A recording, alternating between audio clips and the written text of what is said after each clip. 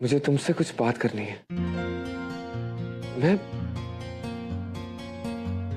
मैं सारी रात सो नहीं पाया हूं। सुबह होने का इंतजार करता रहा।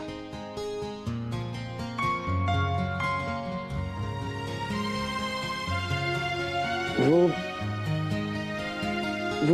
देव,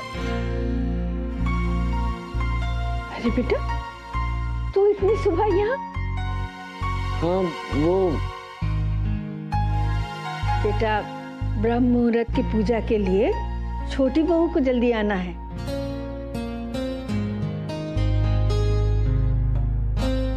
तू जाके उसे भेज दे। जी।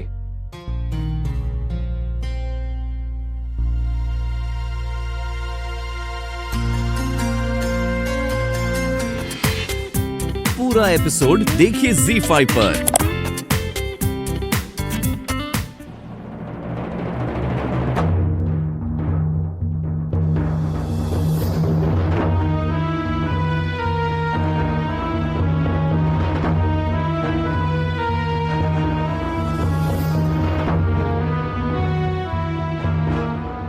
वहां रहने की अनुमति मुझे मेरे कान्हा ने दी है।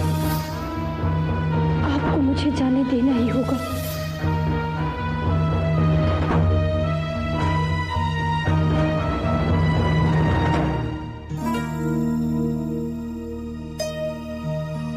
देवकी जी, ये प्रातः से ही किन विचारों में डूबी हुई हैं आप?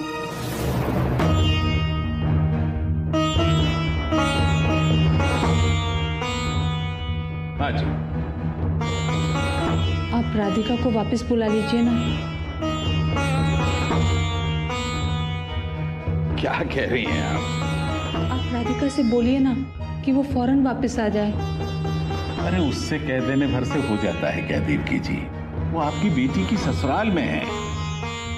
तो आप पुरोहित परिवार से बोलिए कि वो राधिका को वापस भेज दें। क्या हो गया देवकी जी आपको? राधिका को वापस क्यों बुलवाना चाहती हैं? जी, वो मुझसे घर का इतना सारा काम अकेले संभाला नहीं जाता। मुझे राधिका की आवश्यकता है। राधिका की उस घर में अधिक आवश्यकता है देवकी जी। राधिका वहां इस कारण है कि आपकी दूसरी बेटी का जीवन सुधर जाए, और मैंने विशाखा में परिवर्तन देखा है। राधिका के वहां रहने से विशाखा अपने कर्तव्यों के प्रति सजग हो गई है, और अपने कर्तव्यों का निर्वाह करने में वो पूरी रुचि दिखा रही है।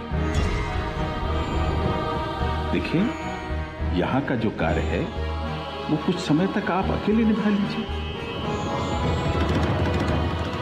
मैं मंदिर होकर आता हूं।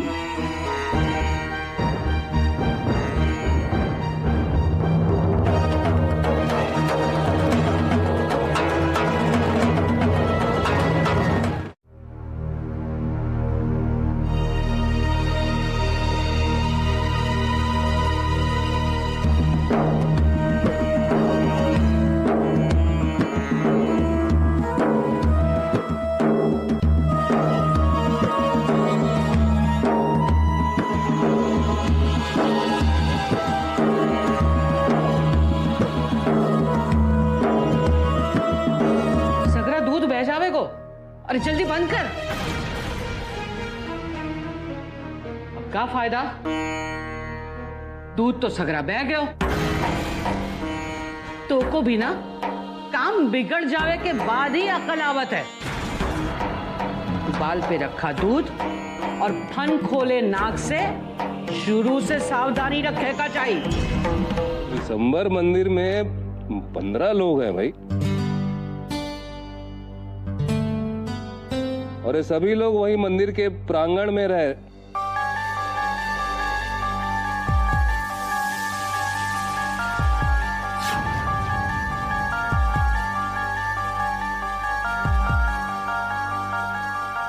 उनके रहने की व्यवस्था करनी है।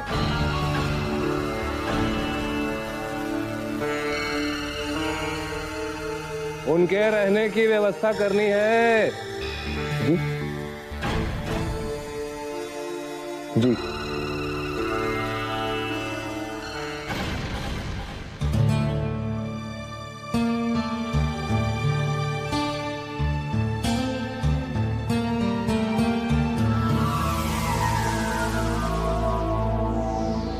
भतीजे का ध्यान तो वाकई में भटक रहा है बहू।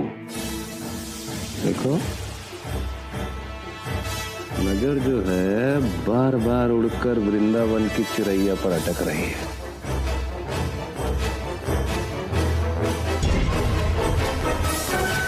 कहा था ना मैंने, देखो शुरू हो गई कहानी। बिल्कुल बहुरिया, बिल्कुल सही कहा था तुमने। चलो तुमको दिखाते हैं, बात तो बहुत ज्यादा बिगड़ गई है।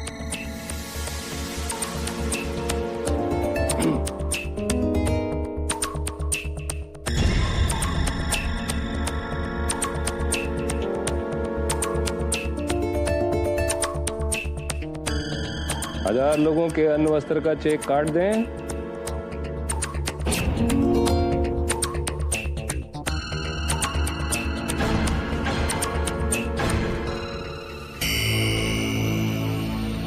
दो 2000 लोगों के अन्न वस्त्र का चेक काट दें।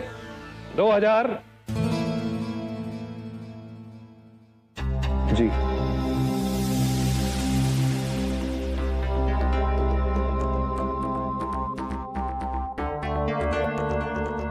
ये लीजिए। धन्यवाद। साइन कर दिया।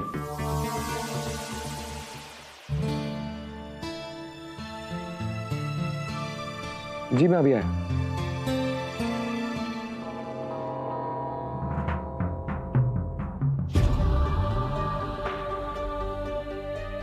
बाबूजी, अब हमारे अपने राजपुरोहित अगर इस तरह गद्दी से फिसलते रहे तो हमें तो गद्दी से उन्हें हटाने की जरूरत भी नहीं पड़ेगी, खुद ब खुद ही गद्दी खाली हो जाएगी। वैसे वो जगह हमेशा से तुम्हारी ही थी अर्जुन, और तुम्हें ही मिलेगी। जो काम साम दाम दंड भेद से नहीं हो पाया वो काम निकम्मे से इश्क में कर दिया। इसको कहते हैं बंसी बजैया का खेल। आप यहाँ? हाँ।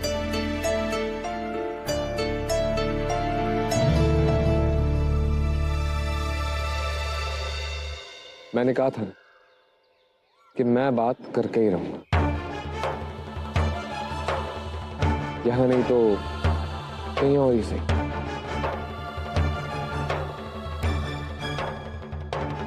मुझे माफ कर देना,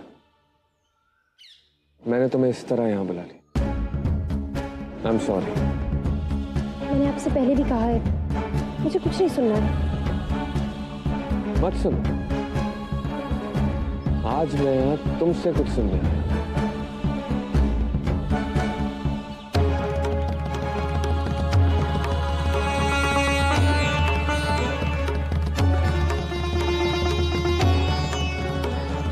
तुम मुझसे प्यार करती हो,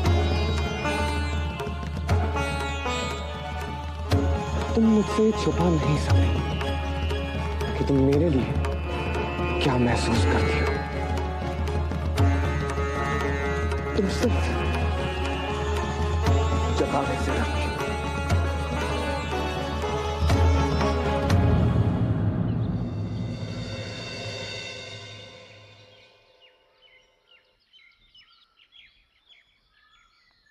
ऐसा कुछ नहीं है, मैं आपसे प्यार नहीं करती।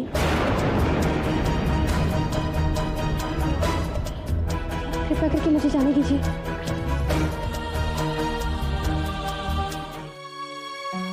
अब मुझे उन शब्दों से कोई फर्क नहीं पड़ता जो तुमने अभी कहे, क्योंकि मैं जान चुका तुम मुझसे बहुत प्यार करती हो। और ये सच मैं तुम्हारे मुंह से सुनकर ही रहूंगा। तुम खुद मुझसे कहोगी कि तुम मुझसे प्यार करती हो।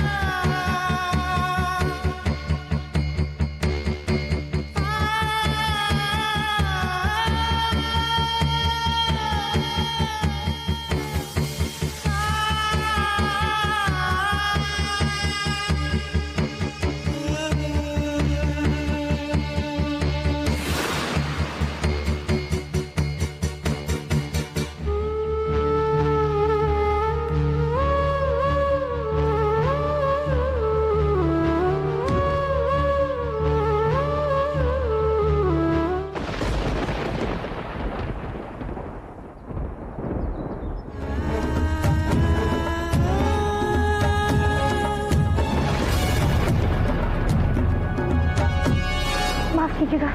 क्या प्रॉब्लम है तुम्हारी? भगवान ने आंखें नहीं दी हैं क्या?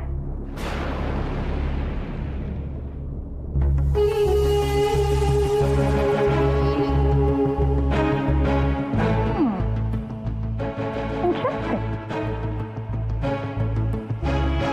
घबराई हुई, माथे पर पसीना, हालत इतनी बिगड़ी। कहां से आ रही हो? एकदम चोरों की तरह। सब ठीक तो है? Everything all right?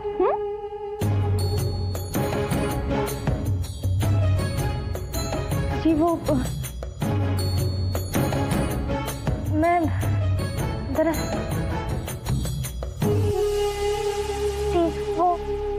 दरअसल टेंशन इतनी कि मुंह से एक शब्द तक नहीं निकल। आगे जवाब अभी दोगी या फिर कोई अच्छा सा जवाब सोच कर देना चाहते?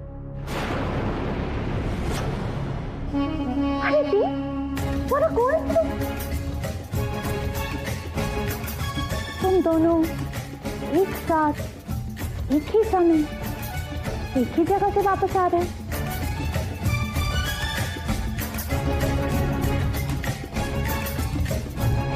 उस पर से ये बेचारी घबराई, शर्माई, और तुम जरूर कोई जरूरी काम करके आ रहे हो, है ना?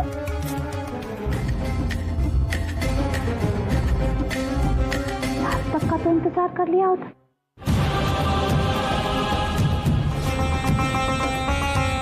मैं तो आते जाते कोई भी देख सकता है।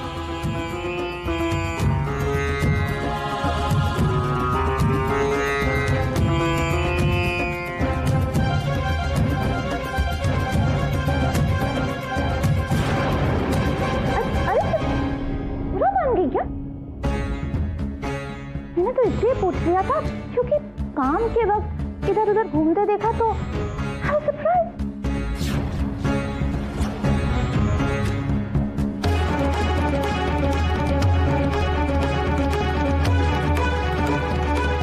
पर भाभी, आपको भी तो बहुत सारे जरूरी काम होंगे ना? विवेक भैया को दवाई देना, दादी माँ की मदद करना, माँ का काम में हाथ बटाना। पर आप भी तो इधर उधर ही घूम रही हैं, नहीं?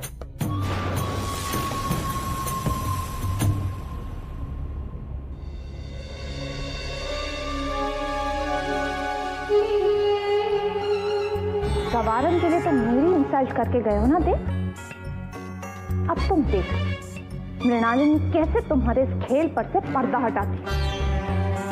आटा गूंद लिया? दादी माँ का जो एकादशी का व्रत है पंचामृत बनाने से था, वही बना रही।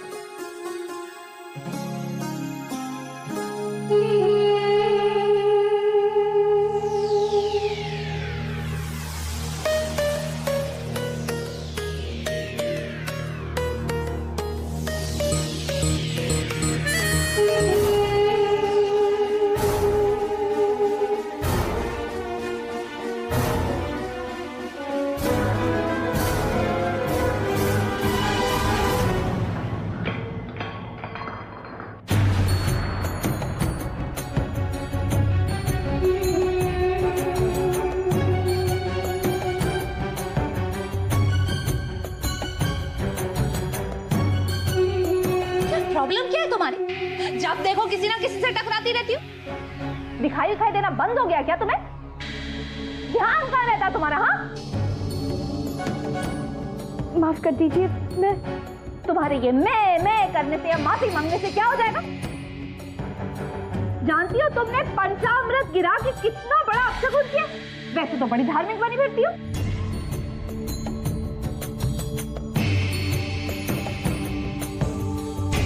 इसमें मैंने तुम्हारी इस गलती की वजह से अगर इस घर पर कोई मुसीबत आ गई तो जिम्मेदार कौन होगा? बोलो। मैं दोस्त मत दीजिए भाभी, गलती उनकी नहीं है। हमने खुद देखा, वो तो उधर से आ रही थी बिना देखे, और आप इधर से। अच्छा, तुम्हारे कहने का मतलब ये है कि मुझे ही नहीं दिखाई दे? मैं जानबूझकर टकरा गई। तुम यही कहना चाहते हो ना कि मैं इस पर फालतू में चिल्ला रही हूँ? तुम्हारी हिम्मत कैसे हुई मुझसे इस तरह से बात करने की? तुम्हें तो मैं बोल दे रही हूँ कि तुम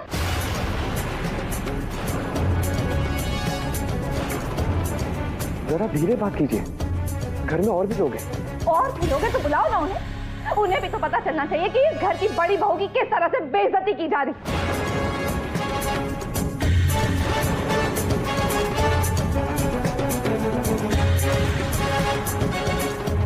कोई आपकी बेइज्जती नहीं कर रहा है, आप बिना बात के इशू बना रही हैं। अच्छा, मतलब तुम्हें भी मुझसे ज्यादा इन पर यकीन? तुम भी यही कहना चाहते हो कि मैं ही गलत हूं, है ना? तो पता नहीं क्यों गॉड नोज व्हाई इस नौकर को सबने अपने सर पर चढ़ा कर रखा हुआ है। और अब तुम इस नौकरानी की वजह से मेरी इंसल्ट कर। बस भाभी बस कीजिए। राधिका नौकरानी नहीं है।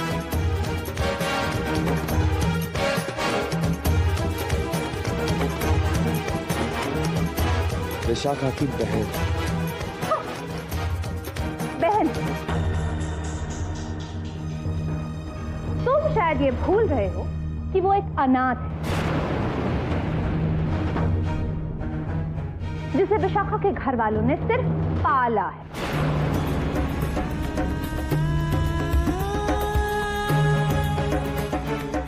उन्होंने इसे अपनी बेटी की तरह पाला है।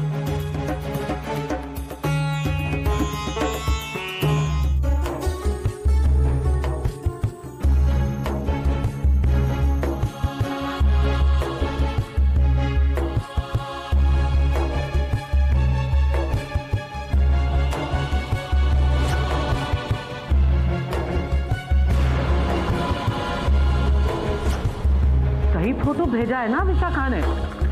जी अम्मा जी। बस तो फिर चल चल जल्दी से पंडित के पास। ये शादी ही जोड़े है ना राधिका को दामाद बाबू से। सबसे पहले ये शादी तोड़ाई कटाई, इसी की वजह से सब कुछ हो ही रहा है बहुरिया। जी अम्मा जी, हम राधिका से कहेंगे कि शादी टूट गई है तो वो भी जल्दी से आने के लिए तैयार हो जाएगी। चल चल जल्दी चल बबू जी। पर अम्मा जी, हम दोनों एक साथ नहीं जा सकते। ये घर लौट कर आएंगे और हम दोनों ही घर पर नहीं होंगे तो बहुत परेशान हो जाएंगे। ठीक है बबू, तू चली जा, यहाँ हम सब संभाल लेंगे, लल्ला को भी कोई बहाना बना ही देंगे। तू जा जल्दी से जा। जी। राधे कृष्ण राधे कृष्ण राधे। ये कमरा किसका है?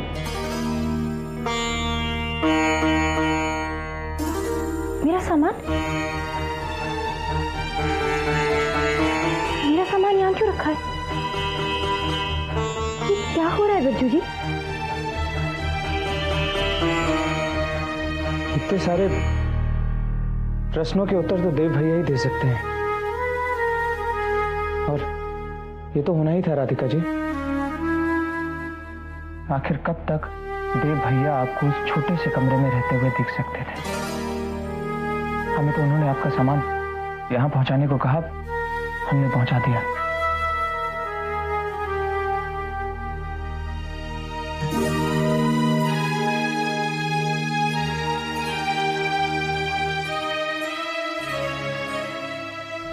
ये सब आपने क्यों?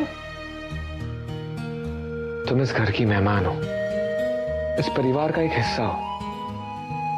मृणालिनी भाभी ने जो कुछ भी कहा उसमें एक सच था जो कि मुझे चुभ रहा था।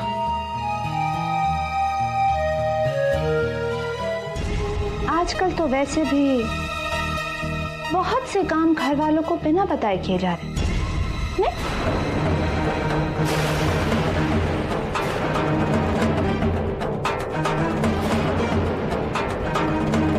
वैसे अगर तुम्हें बताने में कोई प्रॉब्लम है, नो इश्यूज, मैं जाकर सबको बता देती हूँ। आज की बड़ी खबर, राधिका को बड़ा कमरा मिला।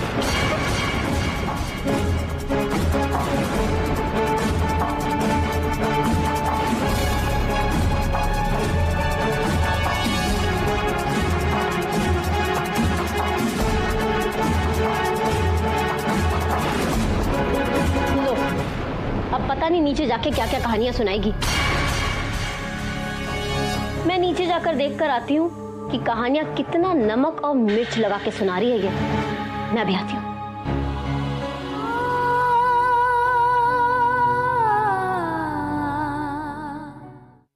Wow, great. आप लोग यहाँ आराम से बैठेंगे क्यों नहीं?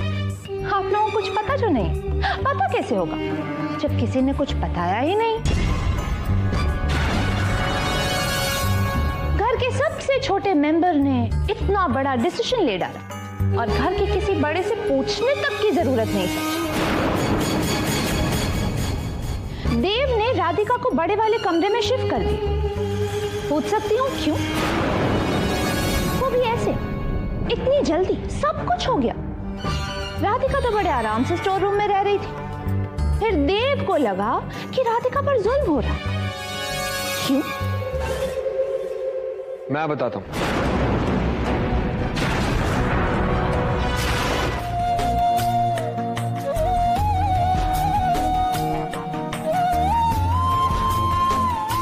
तुम वापस उसी कमरे में जा रही हो?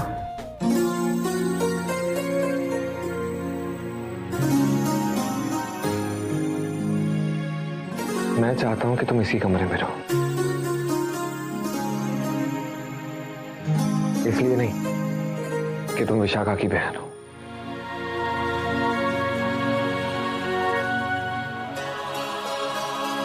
बल्कि इसलिए कि मैं तुमसे प्यार करता हूं।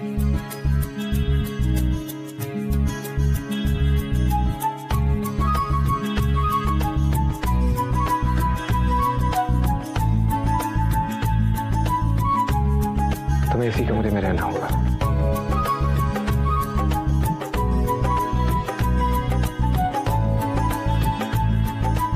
क्योंकि तुम भी मुझसे बहुत प्यार करती हो।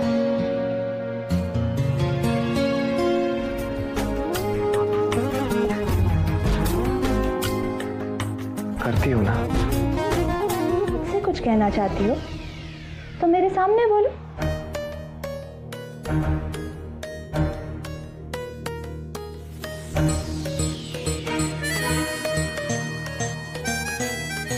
मैं जानती हूँ विशाखा कि तुम मुझसे नाराज हो,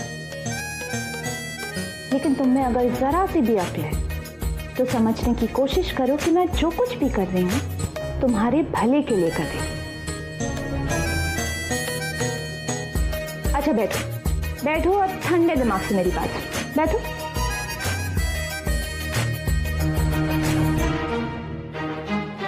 तुम्हें नहीं लगता देव राधिका का कुछ ज्यादा ही ख्याल रख रहा है?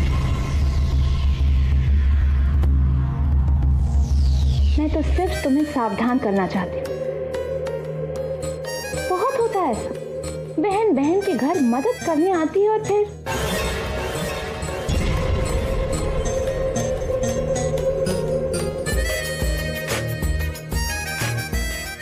तुम समझ रही हो ना मैं क्या कह रही हूँ?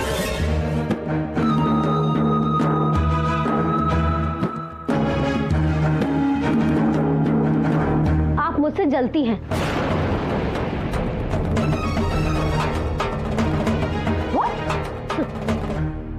राधिका को मेरी मदद करते देख आप मुझसे जल रही हैं। इसलिए आप मेरी बहन और मेरे पति के बारे में बुरा भला बोल रही हैं ताकि मेरा दिमाग खराब हो जाए। मुझे ये तो पहले से ही पता था कि तुम्हारा दिमाग खराब है, लेकिन आज पता चल गया कि तुम अंधी हो। अच्छा, तो ऐसा ही सही, आज से मैं आपके लिए बहरी भी हूँ, क्योंकि मुझे आपकी फालतू की बकवास सुनने में कोई इंटरेस्ट नहीं है। किसी ने बिल्कुल ठीक कहा कि बेवकूफों को सलाह देनी ही नहीं चाहिए। वैसे एक बेवकूफ होते, एक बहुत बड़े बेवकूफ होते जो तुम हो। दिमाग खराब हुआ था जो सफर को समझाने आ गई। बात करती है, विशाखा को समझाने चली। जय हो।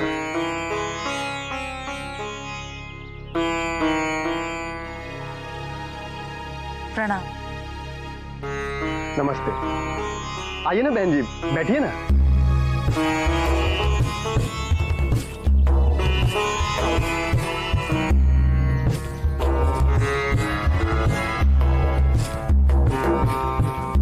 कहाँ से आई है आप?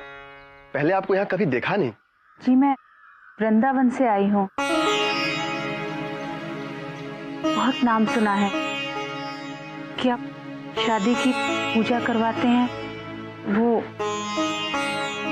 शादी करवाने वाली नहीं, शादी तुड़वाने वाली। शादी तुड़वाने वाली? ये आप क्या कह रही हैं बहन जी? मैंने सुना था कि उल्टे फेरे लेके शादी तोड़वाई जा सकती है। ये आपसे किसने कह दिया? हमारे शास्त्रों में शादी को 7 जन्मों का कभी ना टूटने वाला बंधन कहा गया है। क्षमा कीजिएगा बहन जी, पर ये उल्टे फेरे जैसी पूजा मैं नहीं कर सकूंगा।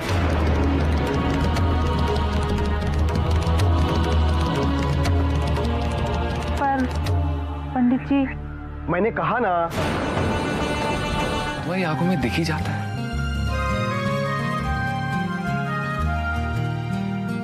लेकिन आज ये सच मैं तुमसे सुनना चाहता हूं। पता नहीं कौन सा सच आपको मेरी आंखों में नजर आता है। जो बात मेरे दिल में है ही नहीं,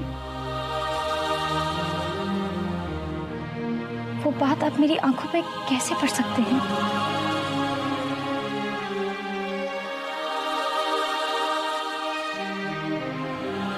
आप सच जानना चाहते हैं ना?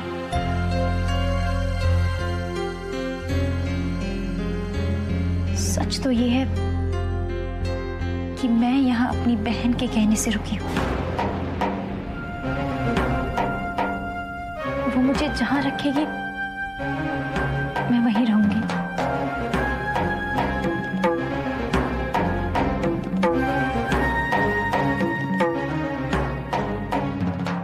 चाहे फिर वो गोदाम हो या फिर ये बड़ा कमरा, मेरे लिए मेरी बहन, उसकी खुशी